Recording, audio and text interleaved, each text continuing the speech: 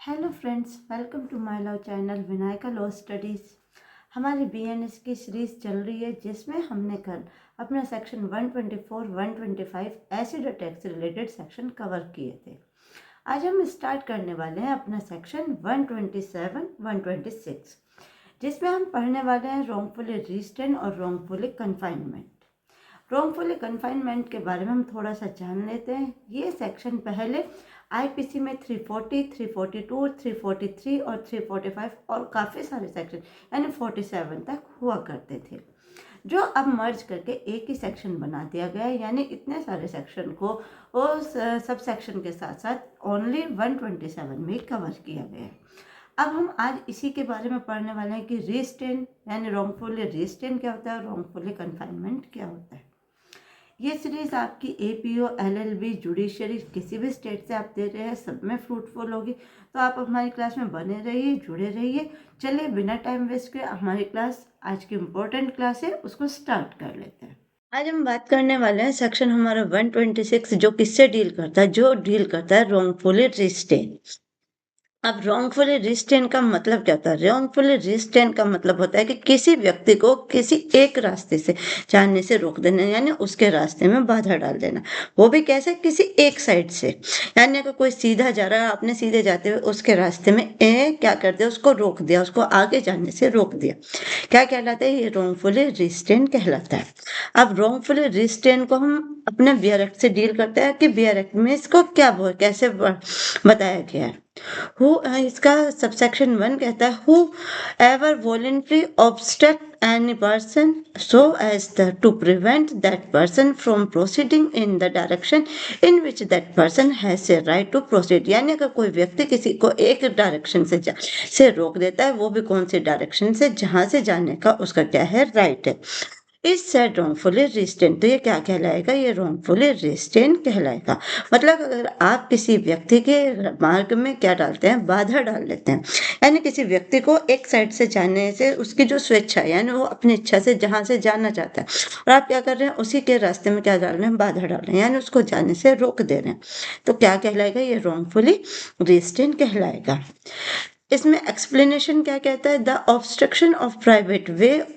Over land और water which a person is good faith. यानी अगर कोई व्यक्ति क्या करता है, रास्ते को रोकता है, कैसे? लैंड से, वाटर से, कैसे? वाटर से, which a person in good faith, यानी किस चीज में किया जा रहा है, कार्य किया जा रहा है, गुड फेथ में, believes himself to have a lawful right, यानी उसको विश्वास है किस चीज का, कि उसके पास क्या है, लॉफुल राइट है। अब आप इस बात को ऐसे समझिए, किसी व्यक्ति का क्या है, जाने का रास्ता, उस रास्ते में क्या होता है, वो रास्ता खराब हो रखा है, यानी उसकी गली को खराब किया, वो खराब हो रखी है। उसको ठीक करने के लिए, यानी उस गली को प्रॉपर बनाने के लिए उसका क्या किया जा रहा है, रास्ता रोका जा रहा है। तो ये काम किस में हो रहा है? ये काम हो रहा है गुड फेथ में। क्यों? क्योंकि उसके पास लॉफुली राइट है, यानी उसको प्रॉपर राइट मिले हैं कि आप इस रास्ते को ठीक कीजिए। तो ये क्या होगा? ये ऑफेंस नहीं माना जाएगा। तो इसमें आगे यही दिया, is not an offence with in the meaning of this section, यानी इस सेक्शन के अंदर ये क्या नहीं माना जाएगा, ये ऑफेंस नहीं माना जाएगा। क्यों नहीं माना जाएगा? क्योंकि यहाँ पे काम किस में हो रहा है, गुड फेथ में हो रहा है और लॉफुल राइट के साथ हो रहा है। तो इसलिए ये रॉन्गफुली रिस्ट्रेन में काउंट नहीं होगा, क्योंकि वो जो ये कार्य कर रहा है, यानी उसको लैंड को रोक के उसके लैंड को जो ठीक किया जा रहा है, वो किस में किया जा रहा है, वो गुड फेथ में किया जा रहा है और लॉफुली राइट के साथ किया जा रहा है। अब इसमें क्या दिया है, इसमें दो इलस्ट्रेशन दिए। इसका इलस्ट्रेशन देख लीजिए। A obstruct a path along which Z along which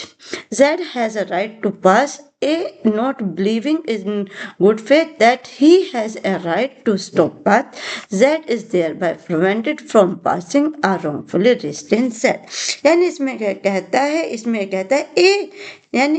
एक मार्ग जिससे होकर जाने का किसका अधिकार है, जेड का अधिकार है। सद्भाव पूर्वक यह विश्वास न रखता, यानी यहाँ पे जो विश्वास है वो कैसा है, गुड फेथ में नहीं है, वो गुड फेथ में ऐसा कोई कार्य नहीं कर रहा है, क्योंकि देखिए उसने जो उसका रास्ता रोका वो किस में, गुड फेथ में नहीं है। हमने कहा है कि अगर कार्य गुड फेथ में किया जा रहा है तो वो क्या होगा, वो रॉन्गफुली रिस्ट्रेन नहीं होगा। बट अगर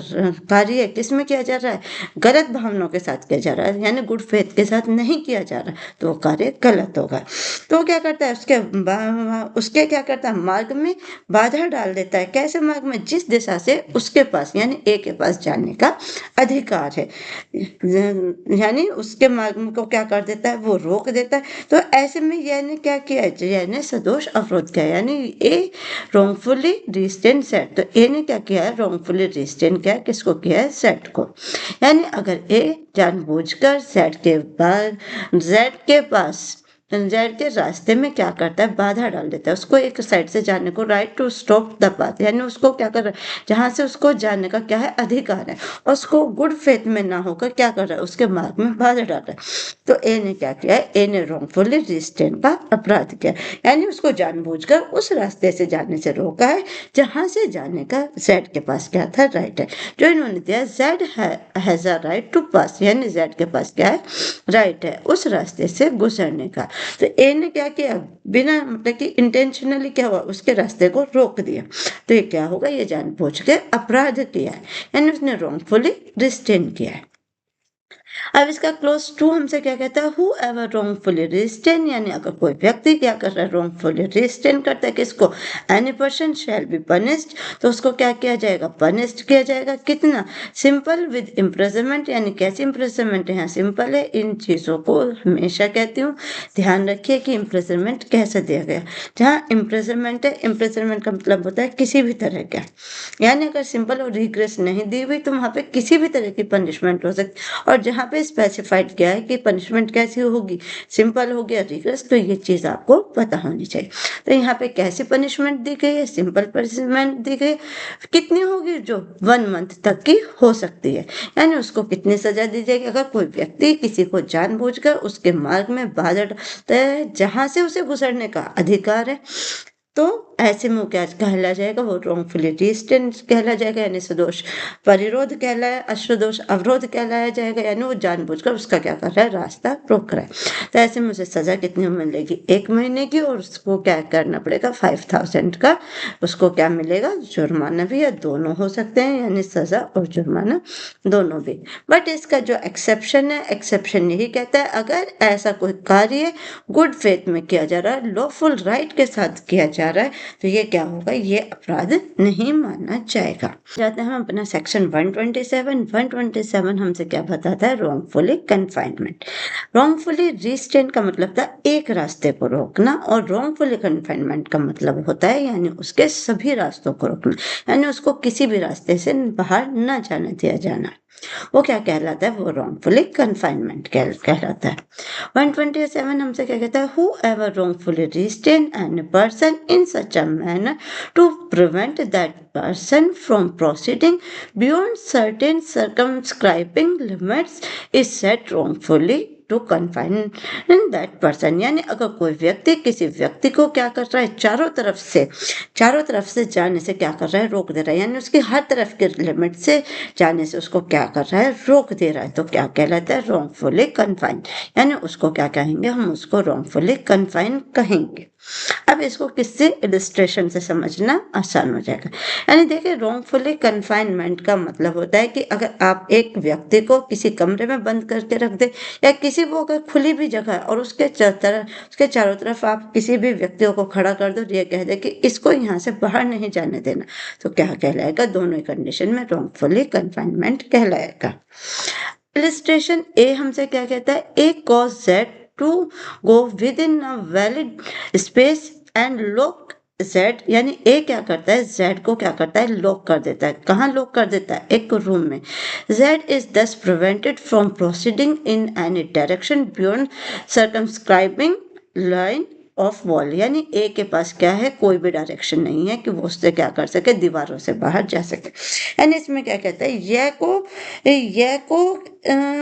दीवारों से घिरे हुए किसी स्थान में प्रवेश कराता है, यानी एक क्या करता है, यह को ले जाता है और दीवारों से घिरे हुए क्या करता है, एक स्थान में क्या करता है, उसे प्रवेश यानी उसे एंटर करता है, और एंटर करने के बाद क्या करता है, उसको क्या कर रहा है, circumscribing wall line of wall, यानी उन दीवारों के अंदर उसको क्या कर रहा है, कैद कर दे रहा है, यानी अब उसके पास कोई डायरेक्शन नहीं है कि वो वहां से बाहर जा सके। तो ए ने क्या किया, ए रॉन्गफुली कन्फाइन जेड, यानी ए ने क्या किया, फुली कन्फाइन किया है किसको, किसको, जेड को, यानी उसने जबरदस्ती जेड को क्या किया, बंद करके रखा है।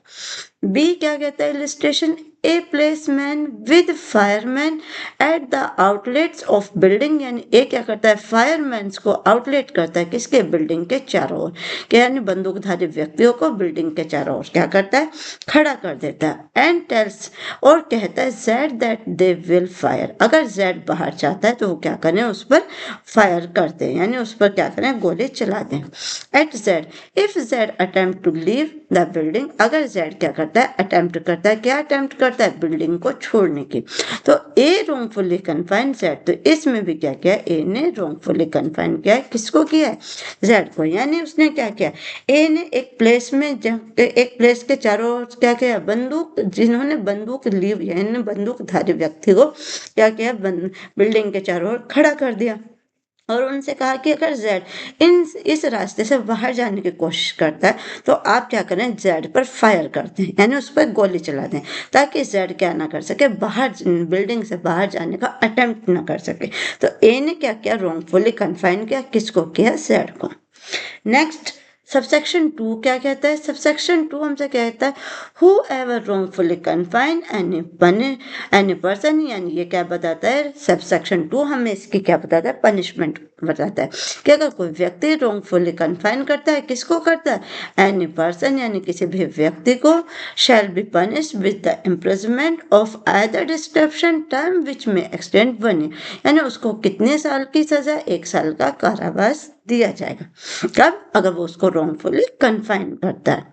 और विद फाइन, और उसको उसके साथ क्या पे करना पड़ेगा, फाइन भी, और में एक्सटेंड टू 500,000 रुपीज, और वो कितना बढ़ सकता है, 5 साल तक, यानी उसे फाइन पे करना पड़ेगा, फाइन कितना होगा, 5,000 का होगा, या उसे सजा और फाइन दोनों ही भुगतने होंगे। यानी अगर कोई व्यक्ति किसी व्यक्ति को जानबूझकर कन्फाइन करता है, यानी रोंगफुली कन्फाइन करता है, तो ऐसी कंडीशन में सजा कितनी होगी, उसकी 1 ईयर, और या तो 1 साल की सजा और फाइन, या सजा और फाइन दोनों, फाइन कितना होगा, 5,000 रुपीज तक हो सकता है।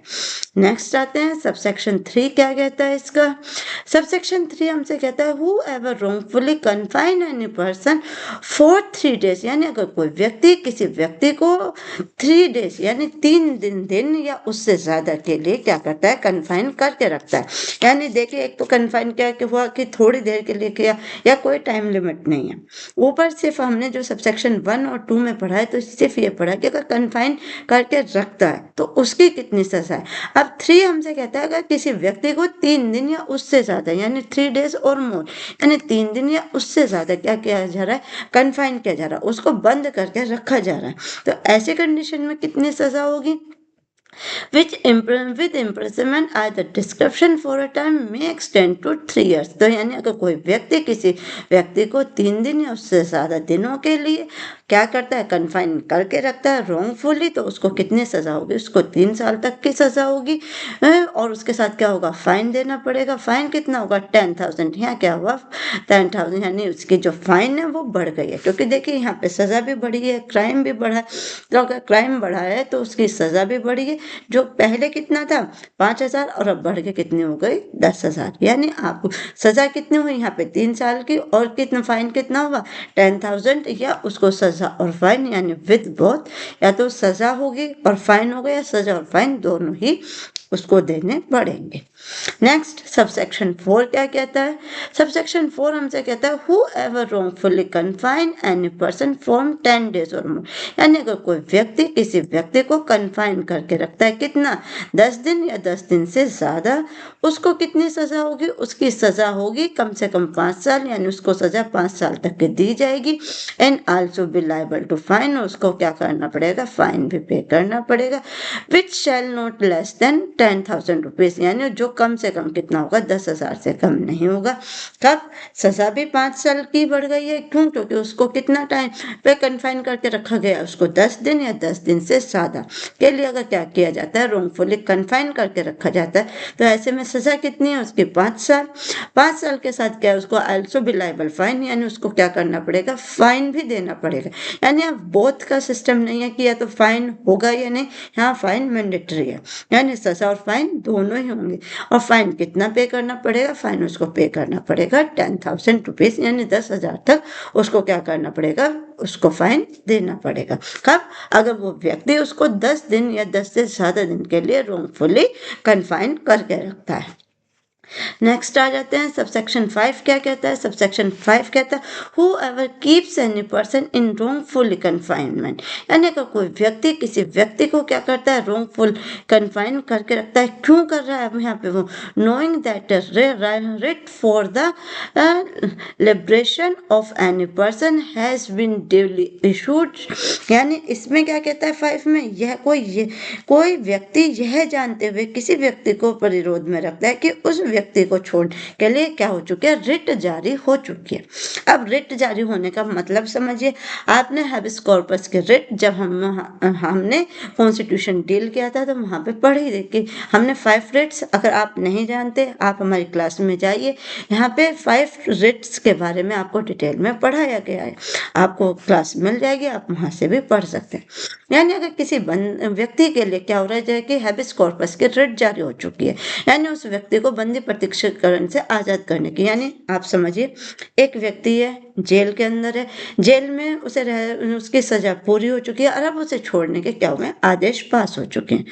ऐसे आदेश होने के बाद भी अगर क्या किया जाता है, उस व्यक्ति को छोड़ा नहीं जाता, यानी उसे जबरदस्ती जेल में ही रखा जा रहा है, उसको बाहर नहीं छोड़ा जा रहा, यानी उसको आजाद नहीं किया जा रहा, तो ये भी क्या होगा, ये भी कन्फाइनमेंट में काउंट होगा। यानी knowing that writ for the liberation of that person has been duly issued, यानी उस पर्सन के लिए क्या हो चुकी है, रिट इशू हो चुके हैं, किस चीज की, हैबिस कॉर्पस की, यानी उसको आजाद करने का ऑर्डर आ चुका है। और उसके बाद भी क्या किया गया, उसको आजाद नहीं किया जाता, तो सजा कितनी होगी, shall be punished with imprisonment of either description for a term which may extend to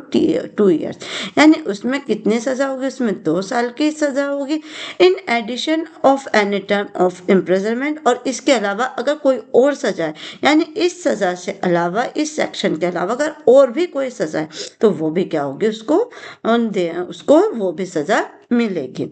which may be liable to under any other section, यानी जो किसी अदर सेक्शन के अंदर भी सजा है, ये तो उसको मिलेगी ही, जो सेक्शन किस में 127 के सब सेक्शन 5 में दी गई है। यानी अगर किसी को हैबिस कॉर्पस के इशू हो चुकी है, उसको मतलब कि आज़ाद करने का नोटिस आ चुका है, उसके बाद भी क्या किया जा रहा है, उसको ज़बरदस्ती वहाँ पे रखा जा रहा है, तो उसे इस सब सेक्शन के अंदर तो सज़ा होगी 2 साल की, और इससे अलग भी अगर किसी अदर सेक्शन में उसके लिए क्या की गई, कोई सज़ा दी गई है, तो वो भी क्या होगी, वो भी उसको दी जाएगी। Of this chapter shall be also liable to fine, और उसको क्या पे करना पड़ेगा, फाइन भी पे करना पड़ेगा, क्योंकि क्या हम क्यों फाइन पे करना पड़ेगा, क्योंकि देखिए उसके लिए उसकी आज़ादी की इशू हो चुकी है, फिर भी उसको छोड़ा नहीं गया, जबरदस्ती उसको रॉन्गफुली कन्फाइनमेंट में रखा गया, तो ये क्या होगा, ये भी एक क्राइम होगा। नेक्स्ट आ जाते हैं सबसेक्शन 6। सबसेक्शन 6 हमसे क्या कहता है, whoever wrongfully confine any person, यानी क्या करता है, अगर कोई भी व्यक्ति किसी को रॉन्गफुली कन्फाइन करता है, अब इसमें कंडीशन क्या है, such manner as to indicate an intention that the confinement of such person may not be known to any person interested in the person or confined, यानी किसी भी व्यक्ति को क्या कर रहा जा रहा है, इसमें सीक्रेटली छुपा के रखा जा रहा है, कैसे, किससे, और एनी पब्लिक सर्वेंट, यानी या तो उसके जानने वाले, यानी उसके नॉन पर्सन से, इन्होंने क्या कहा, may not be known to any person, यानी कोई भी व्यक्ति क्या ना कर सके, उसको ढूंढ ना सके। इसका मीनिंग क्या हुआ, इसका मीनिंग अभी सिंपल शब्दों में समझते। एक व्यक्ति को उठाया गया, उठा के उसको किसी ऐसी जगह छुपाने की कोशिश की गई, किसके साथ, इंडिकेट और इंटेंशन के, यानी यहाँ पे क्या है, यहाँ पे इंटेंशन मस्ट है, यानी उसको क्या किया जा रहा है, जबरदस्ती किया जा रहा है, यानी इंटेंशनली क्या किया जा रहा है, उसको कन्फाइनमेंट किया जा रहा है। यानी आप जैसे समझ लीजिए एक तरीके से आप समझिए कि किसी व्यक्ति को, किसी बच्चे को किडनैप कर लिया, यानी उसको उठा लिया और उसको उठा के किसी ऐसी जगह पे छुपा के रखा गया जहाँ पे उसको ना तो कोई व्यक्ति ढूंढ सके, यानी उसके रिलेटेड उसके नॉन पर्सन ने ना तो वो ढूंढ सके और ना ही कोई पब्लिक सर्वेंट ढूंढ सके। यानी देखिए, अगर कोई व्यक्ति खो जाता है तो क्या की जाती है, उसके लिए कंप्लेन की जाती है, यानी उसको ढूंढने के लिए पुलिस वालों के साथ उसको एफआईआर की जाती है। तो क्या करते हैं पब्लिक सर्वेंट, उसको ढूंढते हैं। अब उसको ऐसी जगह पे छुपा के रखा गया है जहां पे कोई ढूंढ ही ना सके, यानी ना तो कोई व्यक्ति और ना ही कोई पब्लिक सर्वेंट। और that place of such confinement may not be known और डिस्कवर, यानी कोई उसको क्या करे, डिस्कवर ही ना कर सके बाय सच पर्सन और पब्लिक सर्वेंट, यानी ना तो वो किसी व्यक्ति द्वारा और ना ही किसी पब्लिक सर्वेंट द्वारा ढूंढा जा सके। As here by before mention shall be punish, तो अगर कोई ऐसा अपराध करता है, किसी ऐसे व्यक्ति को इस तरीके से क्या करता है, छुपा कर रखता है कि वहां तक ना तो कोई उसका फैमिली मेंबर या कोई पब्लिक सर्वेंट ना पहुंच सके, यानी उसको सबसे दूर ले जाकर ऐसी जगह छुपा कर रखा जाता है, उसको wrongfully कन्फाइन किया जाता है, तो सजा कितनी होती है, shall be punished with the imprisonment of either description for a term which may be extended to 3 years। तो ऐसी कंडीशन में सजा कितनी होगी, 3 साल की। In addition and other punishment, और उसके साथ जो उससे रिलेटेड अपराध की अदर पनिशमेंट है। मान लीजिएगा केस किडनैपिंग का, यानी किडनैप करके क्या किया गया, उसको wrongfully कन्फाइनमेंट किया गया, उसको ऐसी जगह ले जाके बंद कर दिया जहां से वो व्यक्ति बाहर ही नहीं जा सकता, तो उसको इस सबसेक्शन के अंदर यानी 127 के सबसेक्शन 6 के अंदर तो पनिशमेंट मिलेगी। उसके अलावा जो किडनैपिंग की सजा है वो भी उसको क्या करेगी, उसको मिलेगी। Which may be liable of such wrongfully confinement, यानी उसको wrongfully कन्फाइनमेंट के साथ साथ जो अदर पनिशमेंट है वो भी भुगतनी पड़ेगी, और उसके साथ क्या होगा, also be liable to fine, और उसको फाइन भी पे करना पड़ेगा। यानी सबसेक्शन 6 हमसे ये कहता है सिंपल लैंग्वेज में कि अगर कोई व्यक्ति किसी व्यक्ति को wrongfully कन्फाइन करके रखता है कि विद इंटेंशन किसी ऐसी जगह पे जहाँ पे ना तो कोई उसका रिलेटेड यानी उसका नॉन पर्सन पहुंच सके और ना ही कोई पब्लिक सर्वेंट पहुंच सके, किस लिए, उसको डिस्कवर करने के लिए, यानी उसको ढूंढने के लिए कोई भी वहां तक नहीं पहुंच सके, तो ऐसी कंडीशन में उसे क्या इस सबसेक्शन के अंदर तो पनिश किया ही जाएगा। उससे अलावा उसने जो अपराध किया है, किडनैपिंग किया, अबडक्टिंग किया, जो भी अपराध किया है, उसे जो उस सेक्शन की पनिशमेंट है यानी यहाँ पे से भी पनिश किया जाएगा वो, और उस सेक्शन के अंदर भी पनिश किया जाएगा। इस सेक्शन में पनिशमेंट कितनी है, इस सेक्शन में पनिशमेंट 3 साल की, और उसके साथ क्या है, फाइन भी पे करना होगा। ये आपका सबसेक्शन 6 कहता है। अब सबसेक्शन 7 क्या कहता है, सबसेक्शन 7 कहता है whoever wrongfully confine, यानी अगर कोई व्यक्ति wrongfully confine करता है किसको, any person, किस चीज के लिए, purpose of extorting from the person confined, यानी किसी पर्सन को एक्सटॉर्ट करने के लिए, उससे क्या करवाना चाह रहा है वो यहाँ पे कि उससे किसी भी चीज का क्या चाह रहा है, एक्सटॉर्ट करवाना चाहता है, किस चीज का, from any person interested in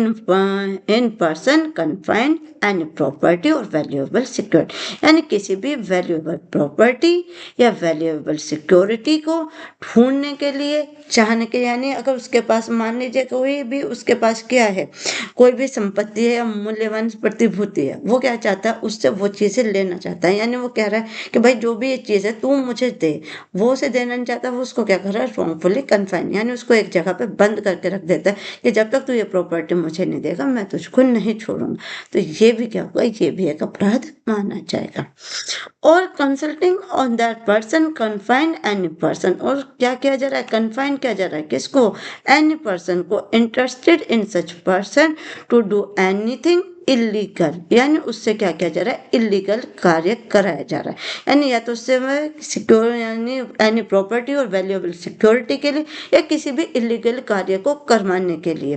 give an information, यानी कि या फिर उससे क्या किसी भी इंफॉर्मेशन लेने के लिए, which may be facilitate the commission of an offence, या उस कार्य को सुकर बनाने के लिए क्या की जा रही है, उससे इंफॉर्मेशन जबरदस्ती ली जा रही है, यानी अगर कोई व्यक्ति है वो किसी चीज के बारे में, किसी चीज के बारे में जानता है और वो जानता है और उससे कोई अवैध कार्य, उससे कोई अवैध बात बताने के लिए यानी कोई अवैध कार्य कराने के लिए उससे, जिससे उस अपराध को किया जाना क्या करे, सुकर बनाया, जैसे यानी कोई ऐसी इंफॉर्मेशन निकलवाना चाह रहा है कि जिससे वो अपराध, मान लीजिए आप एक एग्जाम्पल से समझिए, बहुत बड़ी खिचड़ी हो गई, शायद सबसेक्शन 7 आपके समझ में ना आए।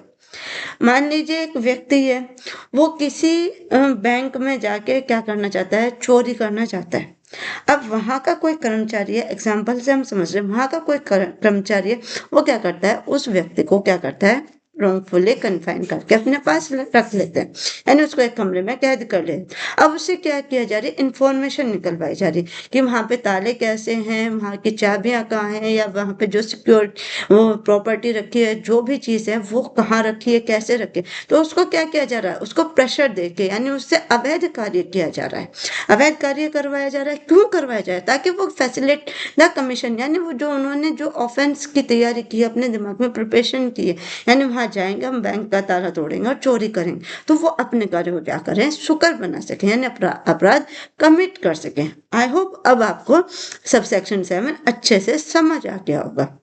With example. यानी अगर किसी भी व्यक्ति से जबरदस्ती कोई इंफॉर्मेशन निकलवाना चाहता है, किस चीज के लिए, एनी प्रॉपर्टी और एनी वैल्यूएबल सिक्योरिटी और इलीगल एक्ट के द्वारा, ताकि वो करने काम को क्या करें, सुकर बना सके, तो ये भी क्या होगा, अपराध माना जाएगा। ऐसे अपराध में कितनी सजा होगी, shall be punished with the imprisonment और either description for a term which may extend to 3 years, यानी वो कितनी सजा होगी, उसको 3 साल तक की सजा होगी, and also be liable fine, और उसको क्या करना पड़ेगा, फाइन भी पे करना पड़ेगा। यानी अगर आप जबरदस्ती किसी व्यक्ति को बंदी बनाकर उससे कोई ऐसी इंफॉर्मेशन निकलवाते हैं जिससे क्या होता है, आप अपराध कर सकें, यानी आपका जो टाइम अपराध करने का वो आप उसको पूरा कर सकें, तो ये क्या होगा, सबसेक्शन 127 के सबसेक्शन 7 के अंदर क्या होगा, अपराध माना जाएगा, जिसकी सजा कितनी है, 3 साल, और also be liable to fine, और फाइन भी पे करना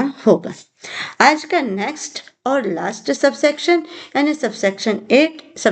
8 हमसे क्या कहता है, whoever wrongfully confine any person, यानी अगर कोई व्यक्ति wrongfully confine करता है किसी व्यक्ति को for the purpose of extorting from the person confined or any person interested in the person confined any confession or any information which may lead to direction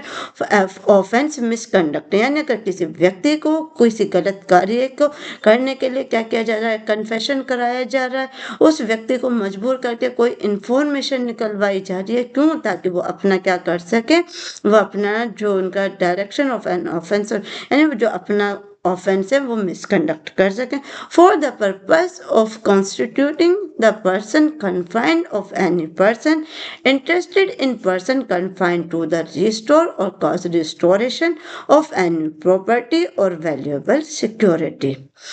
or to satisfy any claim or demand to give information which may be lead restoration of any property valuable security। यानी इस section को